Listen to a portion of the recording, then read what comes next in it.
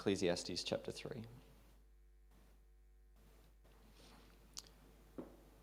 There is a time for everything and a season for every activity under the heavens. A time to be born and a time to die. A time to plant and a time to uproot. A time to kill and a time to heal. A time to tear down and a time to build. A time to weep and a time to laugh. A time to mourn and a time to dance. A time to scatter stones and a time to gather them. A time to embrace and a time to refrain from embracing. A time to search and a time to give up. A time to keep and a time to throw away. A time to tear and a time to mend. A time to be silent and a time to speak. A time to love and a time to hate. A time for war and a time for peace. What do workers gain from their toil? I have seen the burden God has laid on the human race. He has made everything beautiful in its time. He has also set eternity in the human hearts.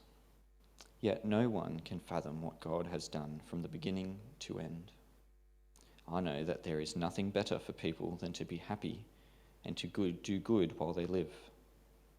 What each of them may eat and drink and find satisfaction in all their toil, this is the gift of God. I know that everything God does will endure forever. Nothing can be added to it and nothing taken from it. God does it so that people will fear him. Whatever is has already been, and what will be has been before. And God will call the past to account. And I saw something else under the sun. In the place of judgment, wickedness was there. In the place of justice, wickedness was there. I said to myself, God will bring into judgment both the righteous and the wicked, for there will be a time for every activity, a time to judge every deed.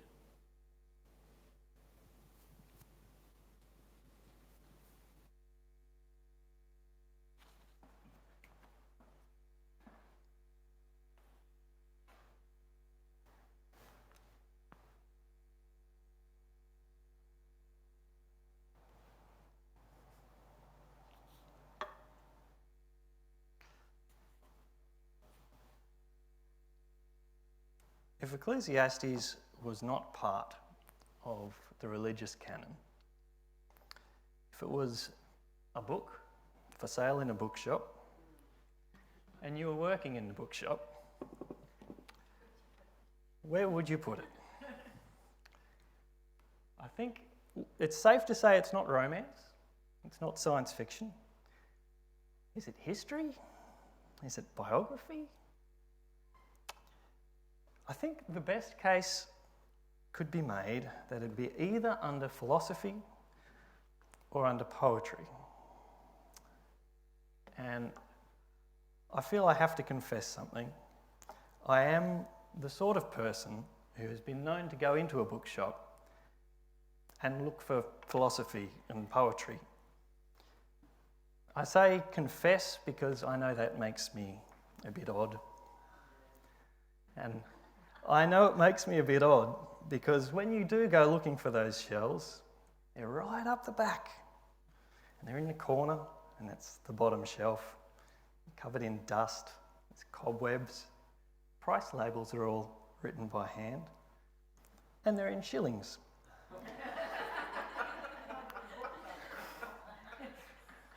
So, in any case, is it poetry? Is it philosophy? I think the case for it being philosophy is pretty clear. Given the questions that are being asked and the themes that are being explored. But then you have passages like tonight, which feel very poetic, don't they? The way that the language is used is much more poetry than philosophy.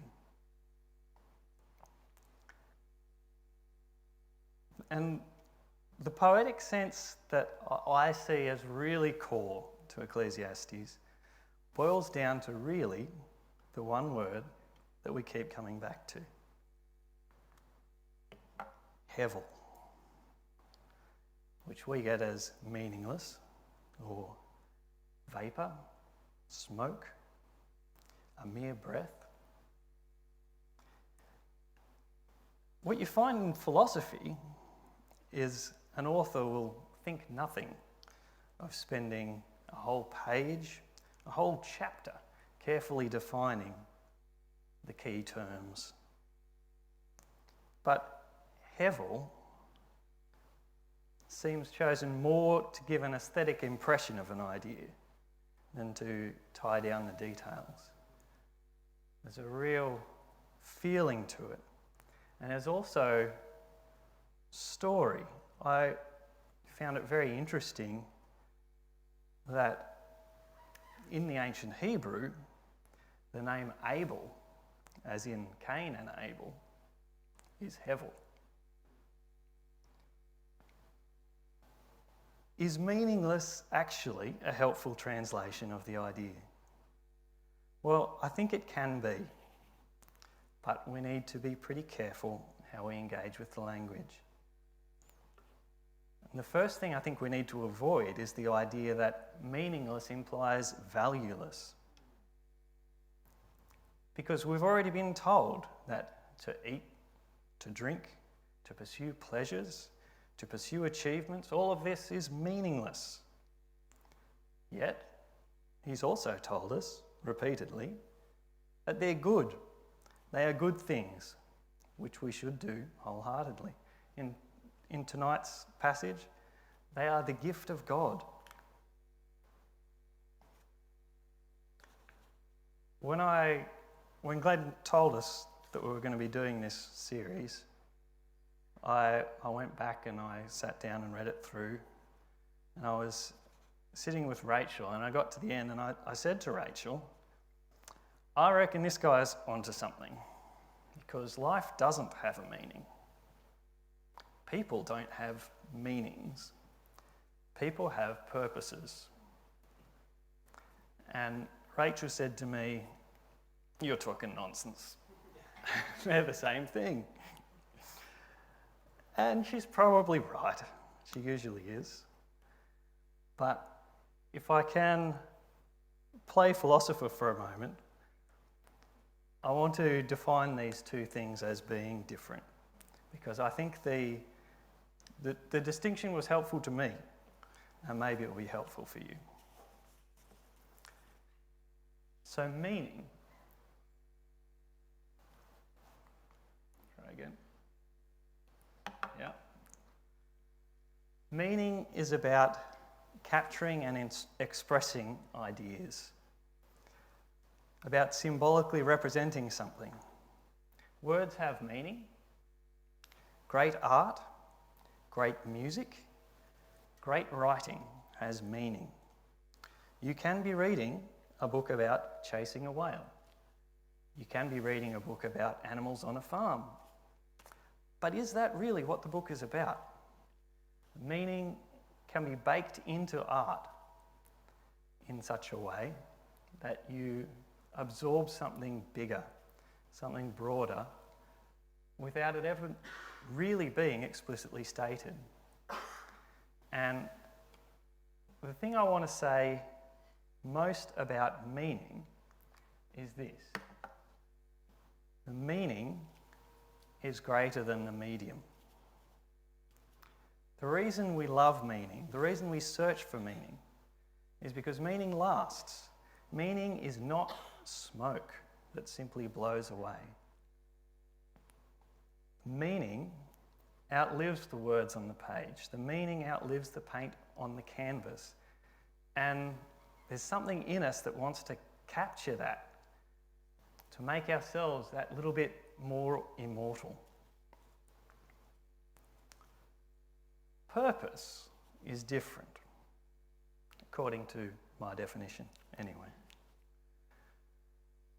Purpose is personal. Purpose is always connected to a person. and it has two essential ingredients, which are intention and reason.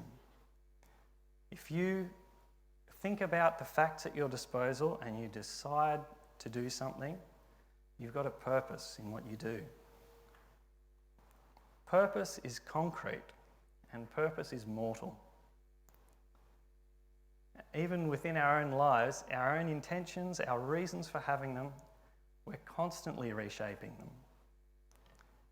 And they are in service of us. So the person is greater than the purpose. People have purposes. Life has purposes. God's purposes. Because God is a person, or more accurately, people. I know, we don't say it like that. God is three persons. Maybe persons feels less polytheistic, but three people is more normal language to me. There's not three persons in the band tonight. Ecclesiastes and the Bible generally is clear that God has his own purposes at work in our lives. So meaning, abstract, symbolic, lasting. Purpose is concrete and personal. If you have art that has a meaning, the art serves the meaning. If you have a person with purpose, the purpose serves the person. If I've got these two ideas separated for you, let's look back at the less known part of our passage this evening, starting at verse 10. I have seen the burden God has laid on the human race. He has made everything beautiful in its time. He has also set eternity in the human heart, yet no one can fathom what God has done from beginning to end.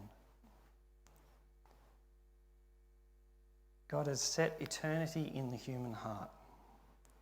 We have this desire for meaning, we have this beautiful gift of meaning that lets us pass on ideas and communicate with each other. But that eternity is beyond us in this life. If you try and grab it, it's vapor. But purposes and people are the fundamental stuff of life. I know that there is nothing better for people than to be happy and to do good while they live, that each of them may eat and drink and find satisfaction in all their toil. This is the gift of God. I know that everything God does will endure forever. Nothing can be added to it and nothing taken from it. God does it so that people will fear him. Did you get that? God's purposes are the thing that endures forever. And if our purposes are properly aligned, if you're intending to be happy, if you're intending to do good, there is nothing better for us. Does all of that help? Well, for me, I know there have been times in life that I have spent looking for meaning in everyday events of life. Like it's all a big puzzle. If I just understand what it all means, then the details must surely make sense. The words will make a full narrative. The canvas will become a picture. And in my experience, that's just not how it works. Life is chaotic. Life is messy. And when you think you've got it figured out, there will be something that comes along and shakes up your pretty picture of the world. If that sounds depressing, if that sounds defeatist, well, I hear you. I hear you. But it's not how I see it anymore. I think it tells us something about who God is and what God values. Because God is not a stranger to meaning. God can send you a message. God uses symbols. God uses metaphor. But that's not how He set the world up. No one can give you a map when you're born to tell you how everything fits together. Stuff starts happening, and it's good stuff, and it's bad stuff, and mostly it's just stuff. Stuff happens, and God turns to us and says, well, what are we going to do? And that's how God is. God's a God of relationship. And God's purpose is to laugh together, to cry together, to do good together, and to fail together sometimes. There is a time for everything. So the real risk, if you find yourself sitting around looking for the grand meaning, is you miss the stuff that's really important. Because people and relationships are the reality on earth and in heaven. And to treat people, divine or otherwise, as if they have a meaning to interpret, as if they're a symbol or a sign, is to miss what they are and to miss the value.